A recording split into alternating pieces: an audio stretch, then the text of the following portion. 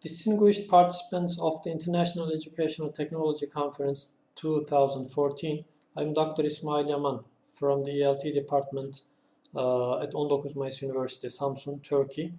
In this session, I'm going to cover the term digital divide within the context of language and then foreign language teaching. Being a quite novel concept, digital divide can be roughly defined as the gap between those having enough access to ICTs, information and communication technologies, and those who do not have. As it's clear from the definition, ICTs constitute the basic criteria for the measurement of the digital divide. And as for its scope, the scope of these ICTs, what are they? Televisions, phones, computers, access to internet, or the quality of the internet can be counted as the main determinants. So what about the factors behind the digital divide? These factors can be counted as the income level, literacy, age, geography, gender, language, population, disability. And these are all factors which cause digital divide to arise. And these factors are, in most cases, are inherited characteristics or conditions on which people generally do not have a right or an opportunity of decision making. It's just like being born into poverty or prosperity. Then what are the basic contexts for digital divide?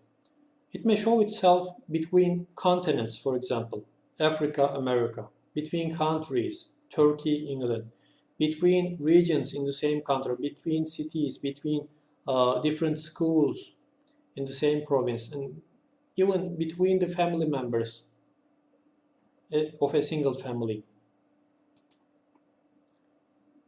Now I want to come to the relation between digital divide and language. As you all know, language is a highly complex and multifaceted system, composing the essence of people's lives. That is, the origins of language dates back to the origins of human beings. And a number of languages have existed throughout the history, while some of these have become extinct. And some others have been able to exist up to now. In addition, some of these living languages are spoken by billions, like English and Chinese, and some others are spoken by fewer populations. Since language is so included in our lives, it's also an indispensable part of information and communication technologies. The use of ICTs almost always requires a language system. And on this point, the difference between the languages set in the electronic devices or sources and the language the addressees of these, the users of these ICTs speak, pose a problematic situation. And on this very point, the dominance of English comes to the agenda. After the beginning of the American dominance in politics and technology around the world, English began to be used as the lingua franca almost everywhere. And as a result of this effect and prevalence, English is widely seen and used as the most prestigious language of science. And because science and technology are inseparable, people without English knowledge and countries which do not make effective use of English are drifted towards a more severe digital divide. And also the language of the websites available on the internet. Statistics show that an overwhelming majority of the websites are designed and used in the English language. So that means English is an overwhelming rule in the realm of internet again. That is, non-speakers of English have rather limited scope in the digital world, and they're left in a necessity condition that they learn English, and only then they get access to the innumerable benefits provided by the internet. So the English factor is quite important in terms of digital divide. Another factor is the multilingualism.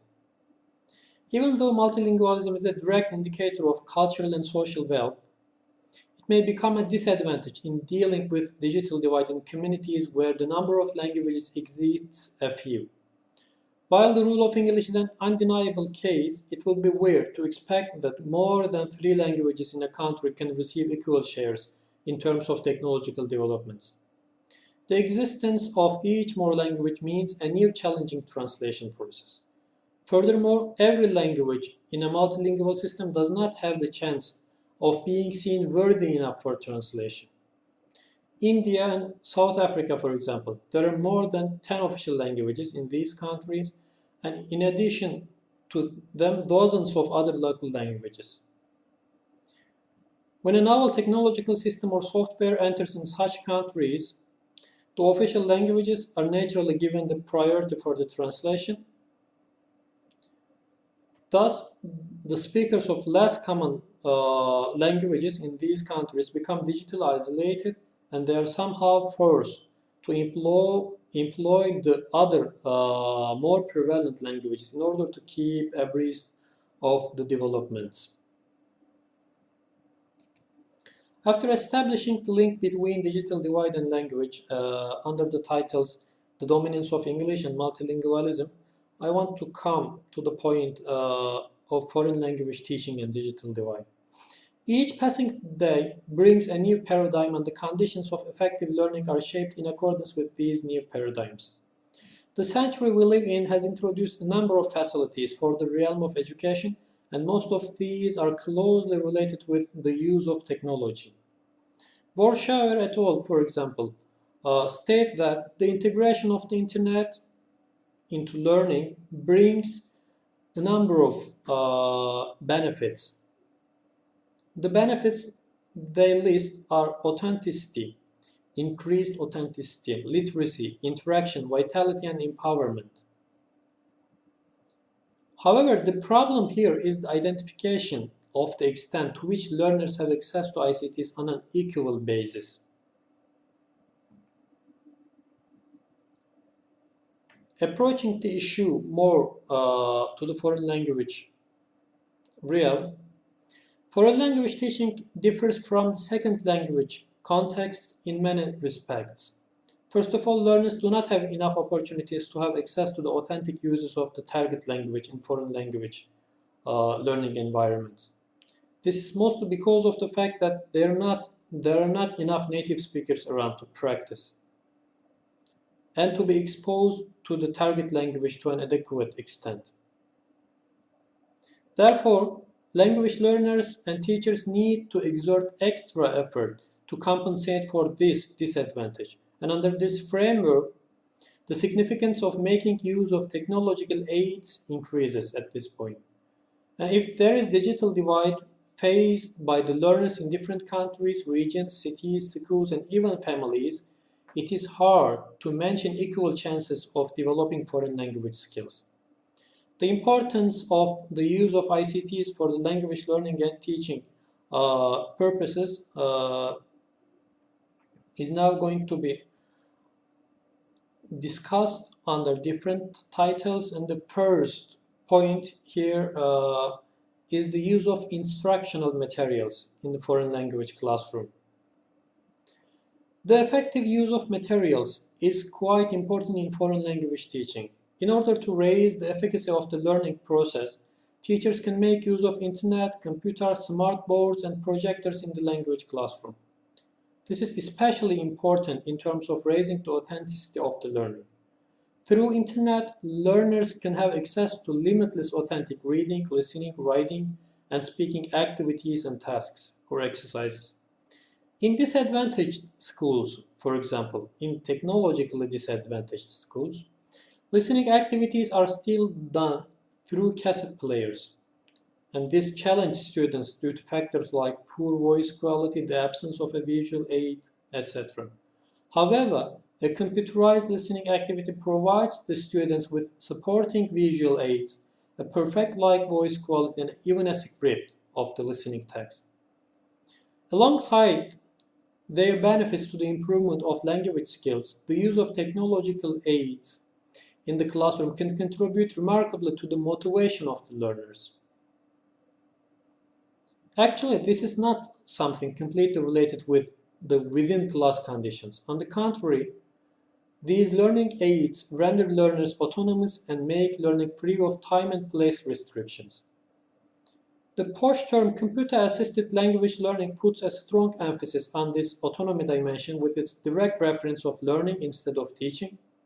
Nevertheless, in order to benefit from these opportunities adequately, you have to possess these types of information and communication technologies.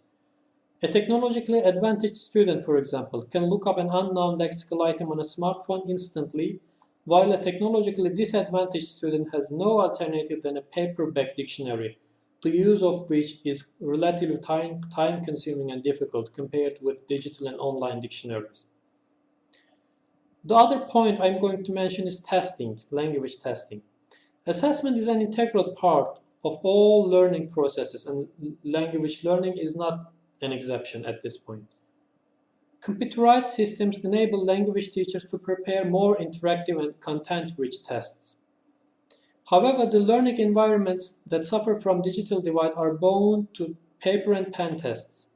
Internet media do not only bring benefits for the teachers in terms of preparing quality tests, they also bring considerable contributions to the learners in the self-preparation process for the tests. Moreover, the international tests of English like TOEFL and IELTS are now carried out mostly on internet-based basis. If a learner is not familiar enough with computers and online systems, this constitutes a serious disadvantage. Even if such students are good enough at language skills, their inadequate digital literacy may put them in a difficult condition. The last point, now the next point is the recognition of multiple intelligences and different learning styles. As you all know, there are different students in our language classroom and in other classes also. So, as the teachers, we have to address different learning styles and different expectations of the students. In the language classroom, a video display, for example, can enhance the motivation and learning performance of a visual learner. This is an extra thing. And every small detail will help the teachers touch more students with the integration of technological devices. And this holds a strong potential in enhancing the quality of learning. However, in a technology-deprived setting, teachers do not have many alternatives at hand in addressing the different expectations of the learners. But with an effective use of internet and computer technologies, you can address as many different types and expectations of the learners as possible.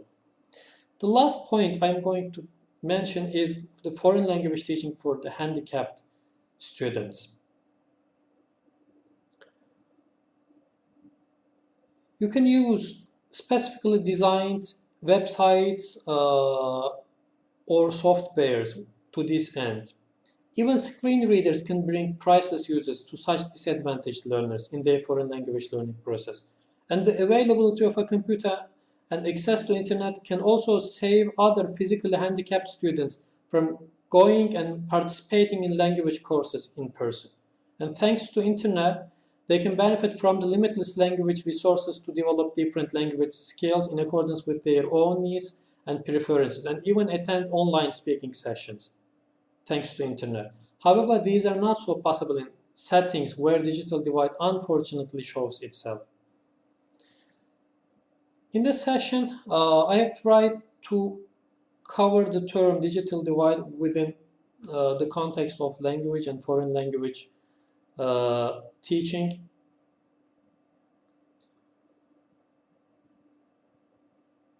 And it's clear that we all have to strive to bridge the gap in order to let language teachers and learners experience better and higher quality processes.